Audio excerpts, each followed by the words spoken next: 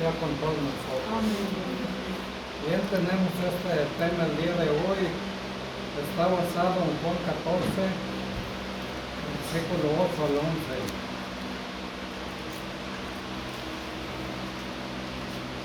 Se titula la solicitud de Felipe, muéstranos al Padre y nos basta.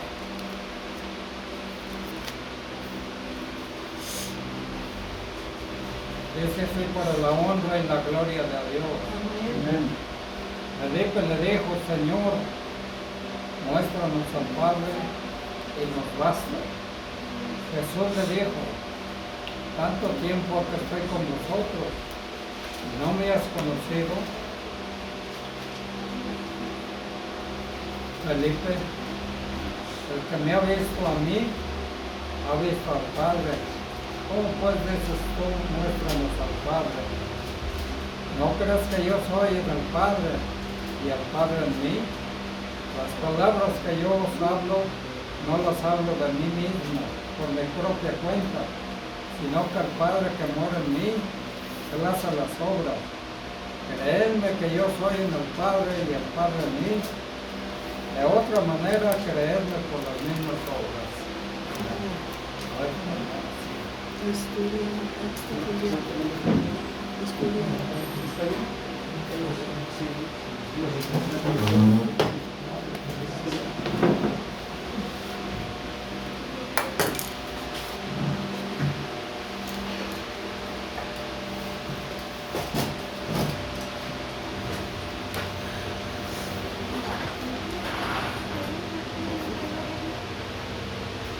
una de las declaraciones que se hayan formulado,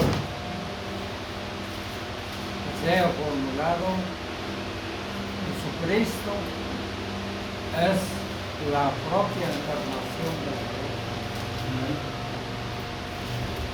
Quería una visión, Felipe, una visión visible de Dios, un Dios tangible. Jesús había estado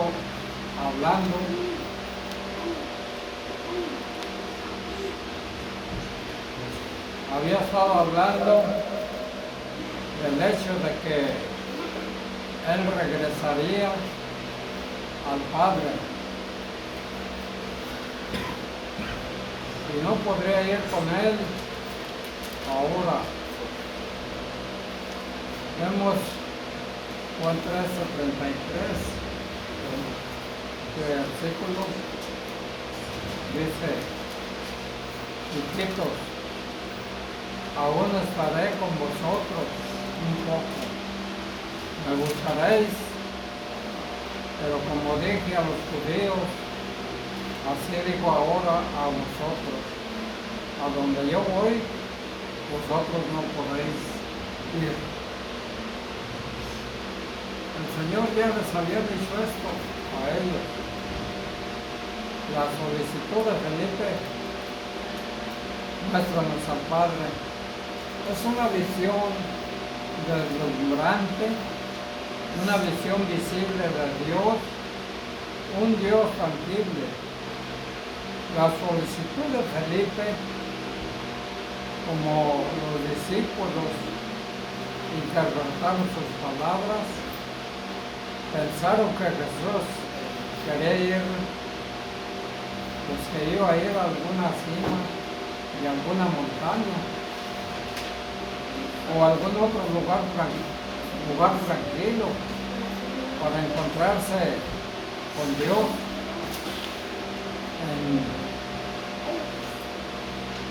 como en las grandes de Dios lo había hecho en el pasado, tales como Jacob y algunos otros, Elías, algunos otros de los profetas que existieron en el Antiguo Testamento, que fueron varios. Y Felipe quería ir con Jesús y para ver al Padre. ¿Por qué? Abierto a dos cosas. Uno, Felipe sentía que una experiencia dramática con Dios calmaría sus corazones turbados y resolverían sus problemas.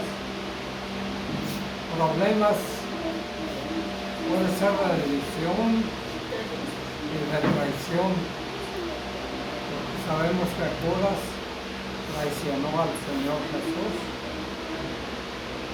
Juan 14, del 1 al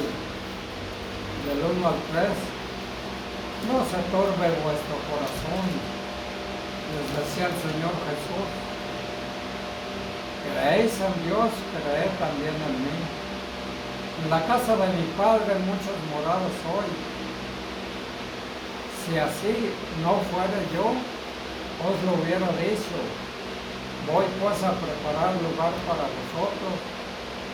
Y si me fuere Dios para acá lugar, vendré otra vez y os tomaré a mí mismo, para que donde yo estoy vosotros también estéis. Juan 13, 18. No hablo de vosotros, yo sé a quienes he elegido, más para que se cumpla la Escritura. El que come pan conmigo levantó contra mí su calcañar. Advierta el énfasis de la experiencia dramática y buscar espectacular lo deslumbrante y lo físico, lo visible, alguna señal de que Dios es el que en realidad existe. ¿Cuántos piden la experiencia dramática y la señal espectacular? ¿Creen que una vez que han tenido la visión deslumbrante de Dios, entonces su paz vendrá sobre ellos y servirán a Dios y sus problemas se resolverán? Ellos cambiarán, ellos creerán y ellos harán lo correcto. Felipe no estaba satisfecho con lo que vio en Jesús. Caminar con fe no bastaba. Felipe quería ver una persona asombroso, espectacular, que apareciera de forma deslumbrante. Jesús sentado allí ante Felipe, si bien era el Hijo de Dios, parecía simplemente un hombre con forma humana. No parecía con el ser deslumbrante y glorioso. Una persona celestial no tenía una forma espectacular ni una visión como lo habían visto los hombres de la antigüedad, como los hombres generalmente piensan del Ser Supremo, universal. Jesús parecía y se comunicaba y vivía como simple ser humano. Felipe quería más de lo que era Jesús. Isaías 53, versículo 2. Esa parte de la Escritura nos dice: subirá cual renuevo delante de él como raíz de tierra seca. No hay parecer en él ni hermosura. Le veremos más inatractivo para que le deseemos. El profeta Isaías había previsto y predicho al final del capítulo anterior la amable recepción que el Evangelio de Cristo había de hallar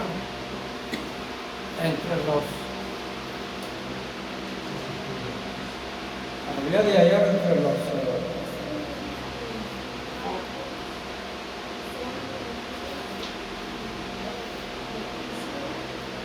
gentiles, ahora predice con asombro la incredulidad de los judíos, a pesar de las muchas noticias que previamente habían recibido de la venida del Mesías. El menosprecio con que trataron el Evangelio de Cristo se aplica igualmente al poco afecto que la predicación de los apóstoles hizo con los judíos y gentiles. Fueron pocos los que creyeron a los profetas que hablaron antes de la venida de Cristo. Y cuando el mismo vino, ninguno de los gobernantes ni de los sacerdotes le dio, sino alguno que otro de los del vulgo. Cuando los apóstoles llevaron por todo el mundo este mensaje, algunos en cada ciudad creyeron, pero eran relativamente muy pocos. Y hasta el día de hoy, de los muchos que profesan, creen en el mensaje del Evangelio, son muy pocos los de corazón que se adhieren a él y se someten al poder que comporta, no disciernen el poder divino que acompaña a la palabra, la obra del Espíritu que da eficacia al mensaje. No creen al Evangelio porque al rebelarse contra la luz que tenían, han perdido la oportunidad de recibir la gracia de Dios. El menosprecio con que trataron a la persona del Mesías a causa de su modesta apariencia y la baja condición a la que se sometió, como se abatió y se vació. Filipenses 2:7. Sino que se despojó, fíjese bien lo que dice el versículo, se despojó a sí mismo, tomando forma de siervo, hecho semejante a los hombres. La forma con que entró en el mundo, en este mundo, la posición que asumió, no concordaba de ningún modo con las ideas que los judíos se habían formado del Mesías. Se esperaba que surgiese de la alta sociedad, pues había de ser el hijo de David. Pero aunque de cierto surgió de tan ilustre y regia familia, esta se había hundido en el olvido. Y José no era más que un pobre carpintero. Esto es lo que da a entender con la frase como raíz que brota en tierra seca. Pues nació de una familia oscura en Galilea, donde no había nada grande. Natanael, como nos ofrece a qué esperarse. Primero de Juan 1:46. Natanael le dijo, fíjese bien, le dijo, de Nazaret puede salir algo de bueno. Y le dijo Felipe, ven y ven. Porque le decía que habían encontrado al Mesías. Dice, es de Nazaret. Pero en ese tiempo ya se había hundido la familia del regio linaje, que fue del linaje del rey David. Entonces, lograr salir algo de bueno de ahí de Nazaret, es lo que le estaba diciendo a Natanael. Pero el otro le dijo, ven y ve. La forma con que entró en este mundo, la porción que asumió, no concordaba con ningún modo con las ideas que los judíos se habían formado del Mesías. Se esperaba que surgiese de la alta sociedad, pues así, pues había de ser el hijo de David. Pero aunque de cierto surgió de tan ilustre regia familia, esta se había hundido en el olvido. Y José no era más que, como ya dijimos, un pobre carpintero.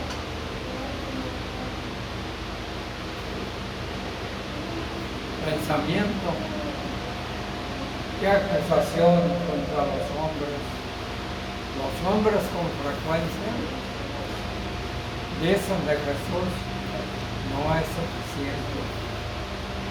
Dicen que no es suficiente. Se necesita más. No es simplemente un hombre. No puede ser el hijo de Dios. Tal vez él era un hijo de Dios en el sentido de que él era el mejor hombre. Eso decían algunos. Efesios 4:18. Teniendo el entendimiento entenebrecido, ajenos de la vida de Dios, por la ignorancia que en ellos hay, por la dureza de su corazón. La revelación de Jesús es la total encarnación de Dios. ¿Se fijan? La revelación fue increíble. Jesús era la encarnación total de Dios.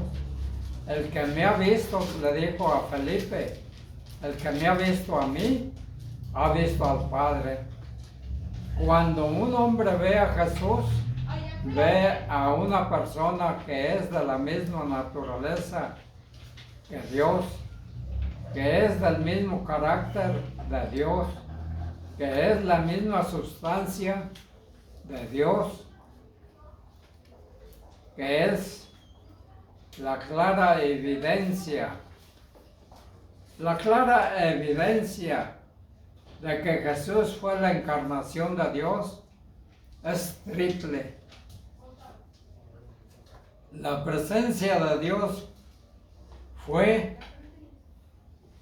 una prueba de que Jesús era la encarnación de Dios. Estaba en Jesús, Jesús estaba en Dios. Y Cristo, cada uno morando en el otro. Esto se lo puede denominar presencia moradora. Se le puede denominar presencia moradora. Y vemos mutua de Dios. Cristo, cada uno morando en el otro.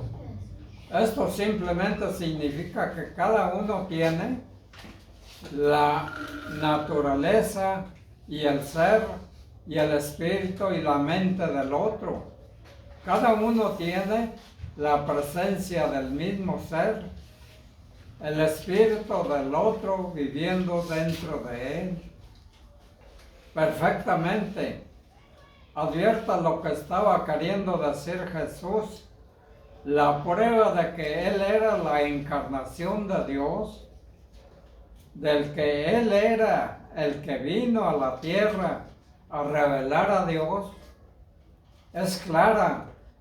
La presencia de Dios no solo está con Él, la presencia de Dios está en Él mismo. Gloria a Dios. Su persona, su ser, su naturaleza, su carácter, su amor, su cuidado, sus tratos justos, todo lo que fue, reveló exactamente lo que es Dios. Advierta también que Jesús hizo una pregunta a Felipe, le hizo una pregunta y le dijo, ¿no crees? Le dice a Felipe, ¿no crees? Le estaba diciendo que si no creía. Y según vemos el versículo Juan 10:30, yo y el Padre, dice Jesús, somos uno somos. Las palabras de Jesús fueron pruebas de que Él era la encarnación de Dios mismo. Quería decir al hombre, cuando Jesús hablaba, era el Padre, fíjese bien, era el Padre el que estaba hablando a través de Él. Mire las palabras y sus enseñanzas y doctrinas. Sepa que fue Él quien sostenía ser el Hijo de Dios mismo y la encarnación de Dios. Juan 12:48, el que me rechaza y no recibe mis palabras, tiene quien le juzgue. Las palabras que he hablado, ellas le juzgarán en el día postrero. A continuación vemos el tremendo peligro en que se hallan los que creen. ¿Y quiénes son los que se condenan?